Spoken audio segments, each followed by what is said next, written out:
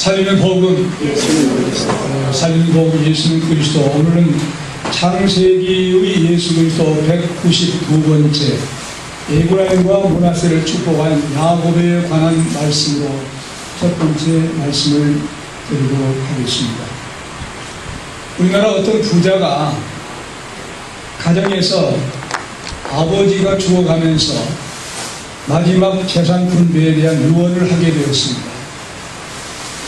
그러나 살아있는 자녀들이 다 유산 분배를 한다니까 귀를 쫑긋하게 세우고 나한테는 얼마나 재산을 분배해 주실까 라고 대단한 관심을 가지고 중요한 유언의 시간을 듣게 되었습니다.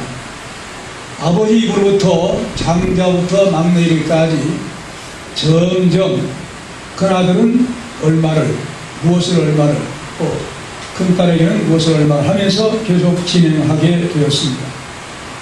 근데 마지막 막내딸의 순서가 되어지자 숨이 끊어지고 말아버렸고요. 아무 말도 그 막내딸은 듣지를 못한 거예요. 얼마나 억울한지 아버지 부르면서 아버지 내게도 분배를 해 주셔야 되지 왜 말이 없습니까? 아무리 불러도 소용없는 아버지의 이름이 되어버리고 만 것입니다. 원망 섞인 눈물을 흘리면서 물었어도 소용이 없었어요. 마지막에 그 막내를 남겨두고 아무런 재산 분배를 하지 않고 숨을 거둔 거예요. 얼마나 안타깝겠습니까? 그런데 비해서 성경에서 믿음의 조상들이 아들들에게 어떻게 하면서 죽었습니까? 보이고 만질 수 있고 그런 재산을 분배한 것이 결코 한 사람도 없습니다. 아브라함부터 시작한 그 모든 상속에 대한 말씀을 볼 때에 바로 그들은 하나님께서 어떤 재산을 떼어주거나 돈을 하늘에서 쏟아 부어주면서 이것은 네가 가져라 이렇게 이제 돈을 가지게 한다든지 가나안 땅으로 가서 그 땅을 이 돈 가지고 사라고 한다든지 그런 말이 전혀 없습니다.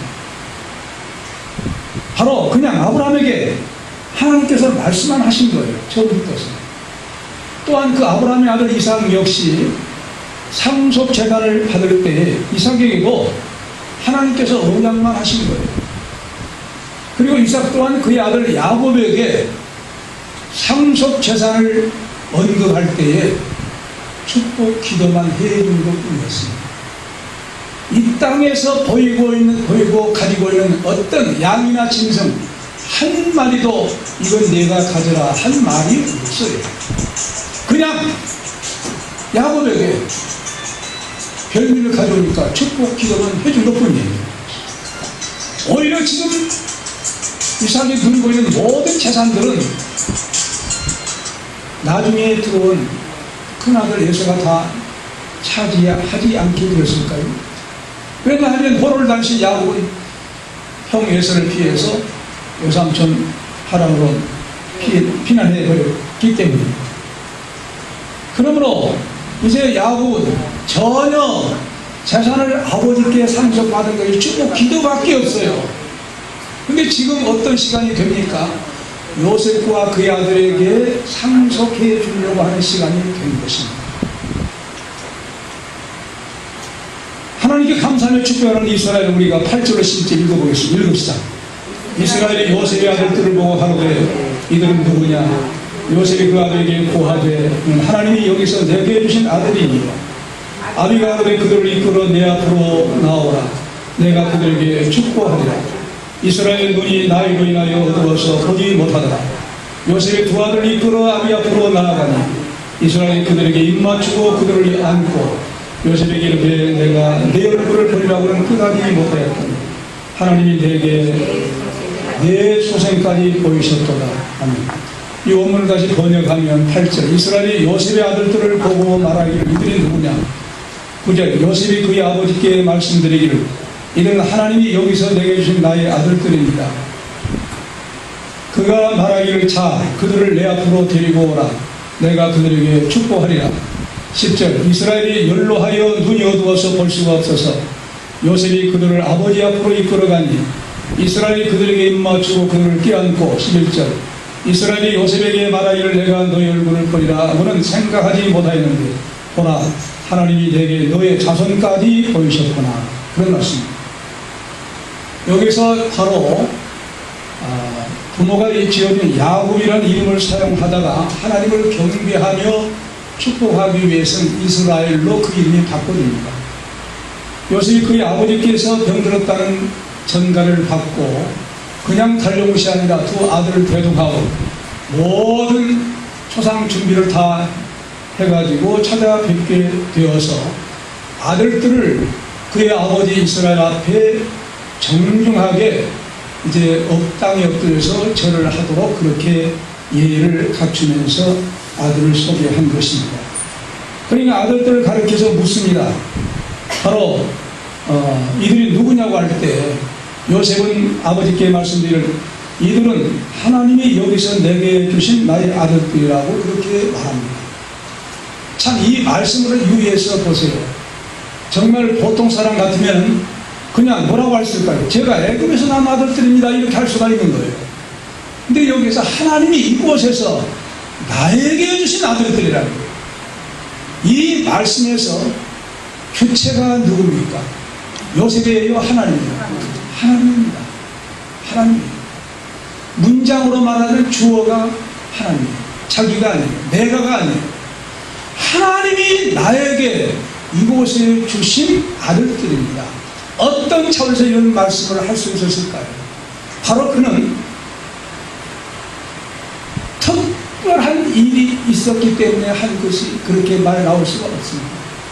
보통 생활 속에 하나님을 항상 의식한 가운데서 하나님과 동행한 가운데서 일상생활에서 그런 생활을 했기 때문에 자연스럽게 나온 거예요. 특별히 내 아버지께 뭐라고 대답해야 할까 연구하면서 깊이 생각하면서 애굽에서 그냥 아들이 나온 것보다는 하나님이 여기서 나에게 주셨다고 이렇게 해야 되겠구나 그런 생각을 한 것이 아니에요. 그냥 자연스럽게 나오는 거예요. 그럼 그만큼 하나님과 어디 가서든지 그가 애굽 땅에 와서 하나님과 동행하는 삶을 살았기 때문에 그냥 일상적인 생활의 가운데서 보통 이렇게 나오게 된 거예요. 이것이 바로 대단한 신앙입니다. 하나님의 선물이라는 거예요. 하나님이 자기에게 맡겨준 선물이라는 거예요. 하나님이 주신 거라는 거예요. 자기가 주체가 돼가지고 내가 낳은 아들입니다. 하나님이 여기서 내게 주신 선물로서 나의 아들입니다. 참 대단한 요셉이에요. 이렇게 말씀드린 것은 요셉이 대단한 신앙이라고 하는 사실을 더 입증해주고 있는데 바로 포디발의 아내가 그에게 유혹했을 때 뭐라고 합니까? 단호히 거절합니다. 거절하면서 뭐라고 합니까? 바로 주인에게 나의 주인이 내게 가장 제발 모든 소유를 다 간섭지 아니고 다 맡겨버렸지만은 내 소리 다 위임했지만 이 집에서 나보다 큰 이가 없습니다. 주인이 아무것도 내게 금한 것이 없으나 바로 금한 것은 당신뿐입니다. 당신은 자기 아내가 아니니까. 그런데 하나님 앞에서 어찌 득죄하리 죄를 금할 수가 있겠습니까? 하고 하나님의 임재의식을 말합니다. 하나님 앞에 하나님께 어찌 득죄하리까? 그뿐만이 아니에요. 바로왕이 불림을 받아서 꿈을 해몽하러 갔을 때 바로왕이 뭐라고 합니까? 너는 꿈을 들으면 능히 푼다더라. 그런 말을 듣고 어떻게 대답하냐면 요셉이 바로에게 대답하여 말하기를 이는 내게 있는 것이 아니라 하나님이 바로에게 평안한 대답을 하실 것입니다. 자기가 대답하겠다는 거예요. 자기가 꿈 해몽하겠다는 거 아니에요. 하나님이 평안한 대답을 주실 것입니다. 할렐루야. 네.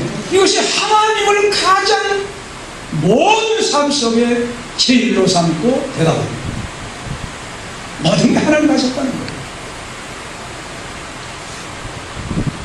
우리는 조금만 부자가 되어도 조금만 잘 되어도 교만해집니다.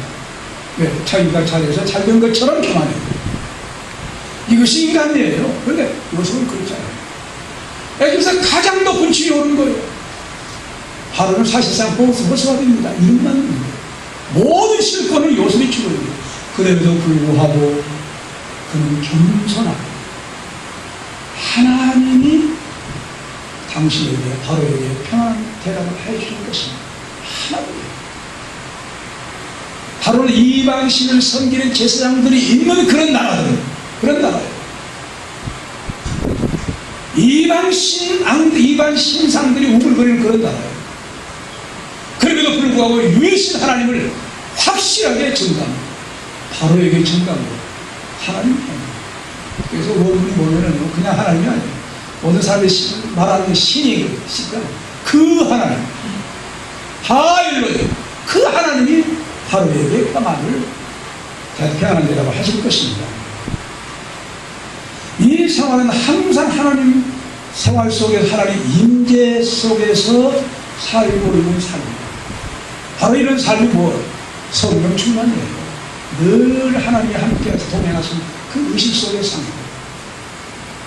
하나님과 동행하는 삶 통해서만이 이런 말이 나온 거예요. 특별한 상황 속에서 하나님을 찬양하고 하나님의 은혜를 고백하는 것이요.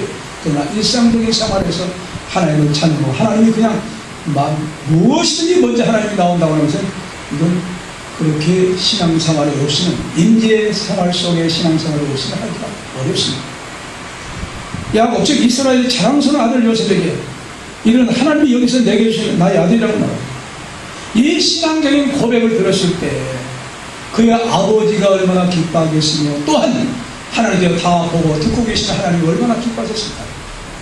요셉은 정말로 하나님의 복을 받을 만한 귀한 족장이구나 하는 사실을 알기에 더욱더 찬양을 받으시게 되었을 거예요. 요셉이 그렇게 말씀을 아버지 이스라엘에 드리는 것을 므낫세와 에브라임 요셉에게 맡기고 임하신 분이 바로 하나님이시라는 것입니다. 자기는 그냥 맡아 있을 뿐이지 하나님이 모든 걸 주관하고 계신다는 사실을 말해요.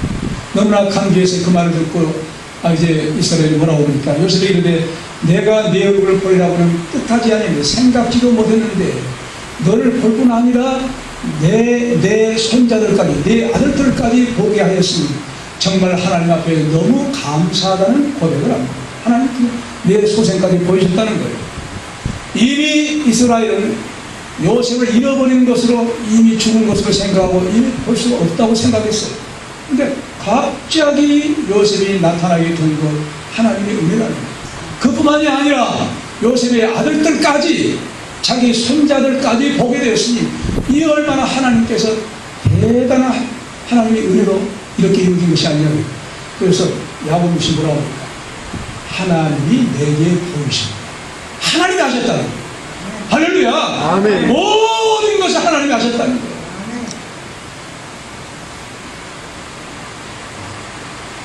감격하지 않을 수가 없습니다.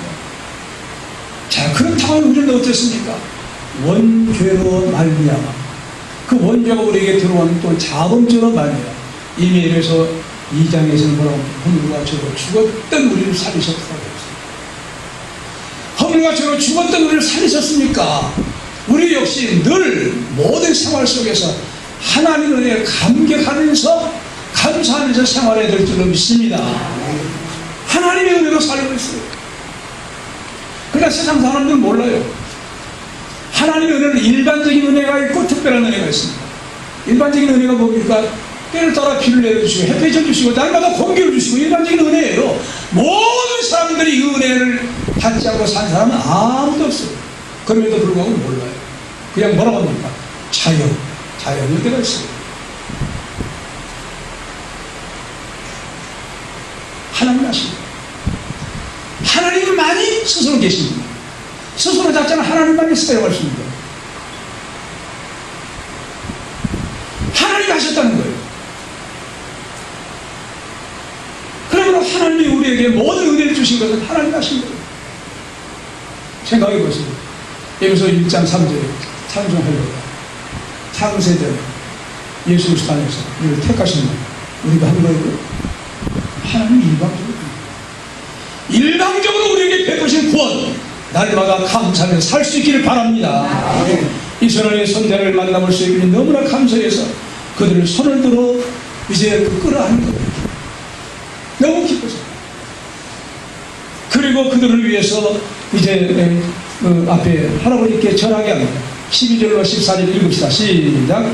요셉이 아비 무릎 사이에서 두 아들을 물리고 땅에 엎드려 절하고 우스로는 에브라임을 이스라엘 좌수를 향하게 하고 좌수로는 므낫세를 이스라엘의 우수를 향하게 하고 이끌어 그에게 가까이 나아가네.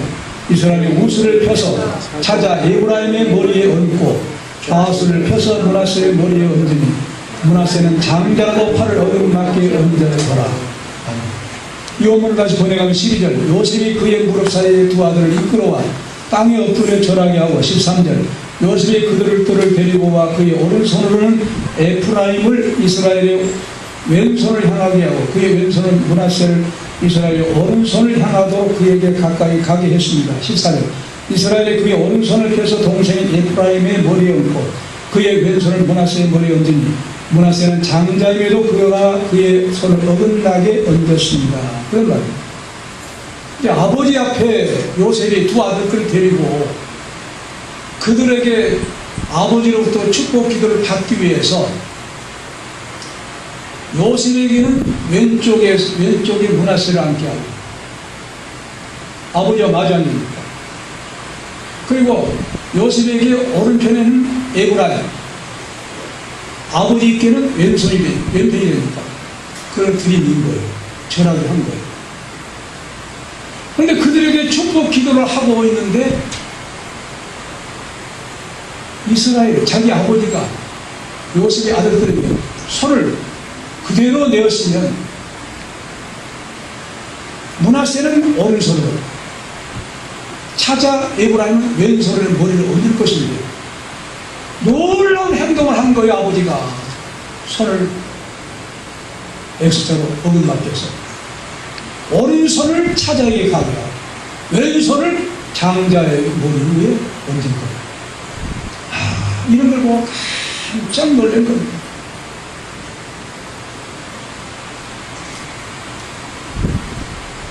그래서 이제 축복 기도를 하려고 한 이스라엘 봅니다. 15절로 16절 읽읍시다. 시작. 그가 요셉을 위하여 축복하여 내 조부 아브라함과 아버지 이삭의 섬기는 하나님, 나의 나무부터 이삭 지금까지 나를 기르신 하나님, 나를 모든 환난에서 얻는 사자께서 이 아이에게 복을 주시며 이들로 내 이름과 내 조부 아브라함과 아버지 이삭의 이름으로 칭하게 하시오며 이들로 세상에서 번식되게 하시는 원하나이다. 이 원문을 제가 다시 번역하면 15절. 그가 요셉을 축복하여 말하기를 나의 조부 아브라함과 아버지 이삭이 그분 얼굴 앞에서 걸었던 그 하나님, 나의 나무로부터 이날까지 나를 돌보신 그 하나님. 16절. 나를 모든 환난에서 구원하신 그 사자께서 이 아들을 복주시며 이들로 내 이름과 내 조부 아브라함과 아버지 이삭의 이름으로 불러지게 하시며 그 땅 가운데서 그들을 큰 무리로 번성하게 하실지어다. 그런 말씀입니다.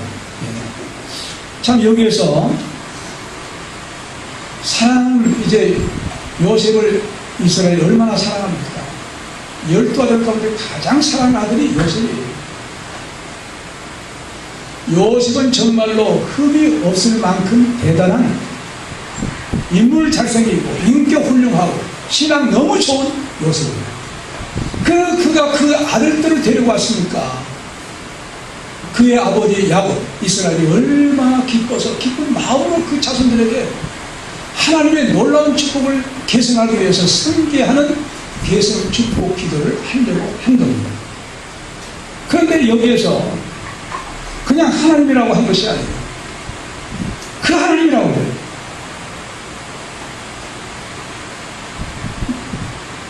이스라엘이 말하기를 나의 조부 아브라함과 아버지 이삭의 그분 얼굴 앞에서 걸었던 그 하나님이에요. 그냥 하나님 아니에요. 여기서 그 하나님이라고 한 말은요, 유일하신 하나님이라는 거예요. 당시 하나님이라는 엘로힘이라는 말은 일반 세상에서도 그냥 세상 사람들 뭐라 합니까? 신들 그러잖아요. 그 신들이라는 개념으로 그 신이 아니라는 거예요. 유일하신 하나님만이 홀로 계신 천지를 창조하시고 구속하신 그 하나님이라고 하는 사실을 드러낸 겁니다. 특별하게 구분해서 말하는 거예요. 그러면서 그 하나님이 어떤 하나님이셨냐, 자기 자신 지금까지 보이셨고 환난 속에 구원해주셨고 건지셨고 구원해주신 그 하나님, 통용하신 그 하나님, 그 하나님의 이름을 부르면서 장엄한 축복 기도를 하려고 하는 거예요. 그러면서 조부 아브라함과 아버지 이삭이 그분 앞에서 걸었던 그 하나님. 한글 개혁성경에서는요, 그 앞에서라는 말이 번역이 안 됐어요. 그래서 이 말씀을 다시 번역하면 그분 앞에서 그런 말이에요. 그 하나님 앞에서, 그 하나님 얼굴 앞에서 그런 말이에요. 얼굴 앞에서, 그 얼굴 앞에서 그런 말이에요. 그 얼굴도 어떤 얼굴? 하나님 얼굴 앞에서, 하나님 얼굴 앞에서 걸었던 그 하나님. 누가 그랬다는 겁니까? 자기 조부 아브라함이 그렇게 하나님 앞에서 걸어. 자기 아버지 이삭이 하나님 앞에서 걸어. 자기 또한 하나님 앞에서 걸었던 그 하나님이라고. 하나님 앞에서 걸었다니까 이게 무슨 말이에요? 하나님과 동행했다는 말입니다. 할렐루야. 하나님과 동행했다는 거예요. 아주 중요한 말인데 한글 개성이는 빠뜨렸어요. 하나님과 동행했다고 하면 그 말은 임마누엘이라는 말이에요. 임마누엘. 이 임마누엘이라는 말이 이사야 7장 14절에 보라 처녀가 잉태의 아들을 낳을 것이라고 하는 임마누엘이라는 한 말씀이 성취되어서 800인 후에 성취되어서 이제 다윗의 자손 요셉에게 정원한 마리아. 보니까 마리아가 배가 점점 불러와요. 자기가 결혼 생활도 하지 않는데 법적인 부분은 되었지만 실제 생활할 수 있는 그런 가정생활의 결혼은 들어가지 아니했는데 임신을 했거든요. 너무 깜짝 놀라서 아마도 이 사람이 보통 사람 같으면 동네방네 소문을 내가지고 돌로 쳐 죽이라고 했어요. 왜? 가난하게 돌로 쳐 죽이라고 했어요. 근데 이 사람은 의인이라고 그랬어요. 가만히 끊고다 그래서 굉장히 속이 상한 거예요. 그때 하나님의 사자가 나타나서 뭐라고 합니까? 보라 처녀가 이 대아들을 낳을 것이 그 이름은 임마누엘이라 하리라 했으니 하나님 우리와 함께 계시도다. 하나님의 사자가 나타나서 이거 성령으로 잉태된 것이다. 이사야 7장 14절이 응답받은 것이다. 이렇게 말씀해요. 그때 임마누엘이라는 말이 또 나옵니다. 임마누엘, 하나님 우리와 함께 계시다. 그래서 그 아들 예수라라, 이는 하나님 우리와 함께 계신 뜻으로 임마누엘 한 것이다. 구약시대는 특별한 사람에게 임마누엘 했지만 그러나 신약시대는 이제 예수님 직접 오셔서 많은 사람들에게 임마누엘 하실 것이다. 믿습니까? 오셔서 이제 예수 그리스도께서 공생의 동안에 우리를 구원해 주시기 위해서 인간의 몸으로 오셔서 십자가에 죽으시고 부활하셔서 우리를 구원해 주시기 위해서 그분이 이제 공생의 구속을 역사를 이루시기 위해서 사람들에게 임마누엘 하실 것이다. 이제 임마누엘 하리라. 그러므로 바로 이제 아브라함과 이삭과 야곱이 그분 앞에서 걸었다. 그분 앞에서 함께 동행한 임마누엘의 역사는 예수 그리스도께서 8년 이후에 이사야 선지자가 예언한 대로 8년 이후에 오실 예수님의 임마누엘이라는 이름의 예표로 동행하고 있었는 줄로 믿습니다. 네. 믿음의 조상 아브라함과 이삭과 야곱은 항상 하나님의 얼굴 앞에 살아왔다는 것을 말해요. 그렇게 믿음의 조상처럼 야곱은 출생할 때부터 오늘날까지 목자가 양들을 돌보신 것처럼 계속해서 다윗의 시편처럼 사망의 음침한 골짜기에 들어갈지라도 하나님께서 하지 않도록 늘 돌봐주신 그 하나님이랍니다. 환난 가운데서 건지신 그 하나님이랍니다. 그래서 나를 모든 환난에서 구원하신 그 사자라고 합니다. 보세요. 16절에 사자라고 나와요. 하나님이라는 말이 사자로 바꿔져요. 이런 말을 유의해서 우리가 봐야 됩니다. 그런데 법인적으로 이제 사자란 말은 이제 이 천사란 말인데 그냥 사자가 아니라 그 사자 그럽니다. 그 천사 그렇게 말합니다. 혹은 또 구약에서는 하나님의 사자, 여호와의 사자 이렇게 기록되어 있습니다. 그렇다고 하면 이 하나님의 사자란 그냥 일반 천사는 하나님이 창조하신 피조물이에요. 그래서 여기서 그 사자라고 하는 것은 피조물이 아닌 피조물 이상의 존재, 하나님과 같은 존재.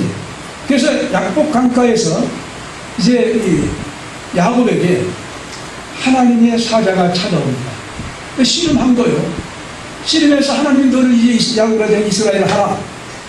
이스라엘 부를 것이다 하고 갔는데, 간 다음에 야곱이 뭐랍니까? 내가 하나님을 배웠다고 합니다. 그래서 분이엘, 할렐루야. 네. 그 사자로 왔는데 그분을 하나님을 배웠다고 말합니다.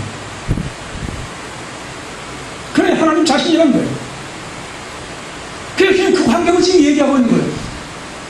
하나님, 아브라함과 이삭과 야곱에게 그 앞에서 동행하신 그 하나님, 그 하나님이 이제 그 사자께서 이들을 축복해 달라고 한 것이에요. 그러므로 그 하나님과 사자를 동일시한 거예요. 외삼촌 때 바로 아람으로 이제 형의 복수를 피해서 이제 피해 가다가 루스에서 대기하고 잡니다. 대기하고 잘 때 하나님이 꿈속에서 나타나서 하나님의 사자가 이제 사자까지 오락내락 하면서 하나님께 나타나서 뭐라고 합니까? 하나님, 나는 너의 하나님 여호와니 너의 조부 아브라함이 하나님, 이삭이 하나님, 너 누운 땅을 내가 놓아서 일사를 주고 내 자손은 티끌같이 되어서 동서한 백에 편만하지 모든 족속이 너와 내 자손이 인하여 복을 얻으리라. 아브라함과 이삭이 언약한 말씀 그대로 계속해요. 하나님께서 직접 나타나서, 그리고 내가 어디 가든지 내가 함께 하시겠다는 거예요. 그리고 다시 가나안 땅으로 돌아오게 하실 것이다. 할렐루야. 네. 이렇게 외로운 때에 하나님이 아버지 이삭의 축복 기도 받은 것을 인정해 준 겁니다. 내 축복 기도는 사실이다. 이걸 받았으니까 내가 너와 함께 하실 것이다 하고 하나님께서 인도해주세요. 그리고 꿈에 또 모든 한 20년이 되자 하나님 꿈에 나타나서 하나님 사자 뭐라고 합니까? 지금이나 이곳을 떠나 내 출생지로 돌아가, 가나안 땅으로 돌아가라 또 말씀하십니다. 그러니까 야곱은 모든 걸음걸이 하나님께서 동행하신 가운데 모든 동행을 그렇게 하신 거예요. 하나님께서 그렇게 동행하신 가운데 늘 그렇게 역사하신 거예요. 그래서 바로 또 오다가 뭐라 그래요? 400명의 군사가 또 데리고 옵니다. 400명의 군사가 이제 형제에서의 군사가 데리고 온다는 그 위기 속에 있는 거예요. 그때도 또 하나님께서 도우신 거예요. 그래서 뭐라냐, 모든 환난에서 건지신 그 하나님, 그러면서 그 사자라고 그래요. 그러면 이 사자는 누구냐 이거예요. 신약 시대에 육신의 몸을 입으시고 오신 예수 그리스도께서 구약 시대에 그 사자로 활동하신 것을 보여준 것입니다. 믿습니까? 그래서 이 모든 일을 구약 시대에 역시 제2위 성자께서는 그 사자로 사람으로 나타나셔서 사자로 나타나셔서 구원의 역사를 아브라함과 이삭과 야곱에게 역사하신 거예요. 그 역사하신 그대로 육신을 입으시고 신약시대에 성육하셔서 우리에게 동정의 말에 탄생하셔서 죽으시기 위해서 인간의 몸을 입으시고 죄 없은 몸으로 오셔서 우리를 구속해 주신 것입니다. 바로 구약시대는 하나님의 사자 혹은 여호와의 사자로 나타내셔 구원의 역사를 계속하셨던 거예요. 이어서 신약시대가 이루어진 거예요. 그러므로 야곱은 그때 이미 하나님은 하나님으로 제2위 성자 하나님으로서 그 사자는 제2위 하나님이신 것을 믿게 된 것입니다. 그분과 동행하면서 그분이 모든 환난 속에 그분 직접 나타나서 그분이 구원해 주신 것입니다. 그 체험한 그가 바로 자기의 사랑하는 아들의 손자 에브라임과 므낫세에게 똑같이 그 하나님께서 말씀하여 주시고 동행하여 주시고 원하여 주시고 구원해 주시고 계속 역사해 주시기를 간절히 축복기도 한 것입니다. 인정받기를 합니다. 자, 그렇다고 하면 우리 역시 어떤 도움을 받아야 되겠습니까? 우리는 우리 자신들이 구원의 확신을 가져야 돼요. 구원의 확신을 갖지 못하면 예수 믿을 필요가 없는, 여기 앉아있을 필요가 없는 거예요. 여러분, 예수 믿어 구원 받았습니까? 네. 구원 받은 게 확실하다고 하면 여러분만 구원 받고 끝나야 되겠어요? 자손들에게 대물림 해야 되겠어요? 대물림 해야 돼요. 이게 바로 야곱이 지금 아브라함과 이삭과 야곱에게 계승된 그 하나님의 언약이 요셉에게 이어져서 요셉이 놀라운 복을 받아. 그 요셉이 받은 계를 이어서 제5대 요셉의 아들 에브라임과 므낫세, 큰아들은 므낫세고 그 장제 찾아가 에브라임인데 이스라엘은 거꾸로 에브라임과 므낫세 축복이 계속되도록 기도를 한 것입니다. 그렇다고 하면 오늘 우리에게도 뭘 해야 되겠습니까? 하나님의 이 복된 언약, 구원의 날, 영원한 언약을 붙들고 하나님 앞으로 계십니다. 예수 그리스도의 이름으로 기억나요. 이 구원의 말씀이 나로 끝나지 않고 내 당대로 끝나지 않고 나와 내 아들들, 성자들, 자자손손이 주님 오실 때까지 구원의 언약이 계승되어 다 함께 한 나라에서 구원받은 천국에 들어간 하나님의 입성자들을, 구원받은 자들을 다 설 수 있는 자손들이 되게 하여 주셔서 기도해야 될 줄 믿습니다. 기도하시오.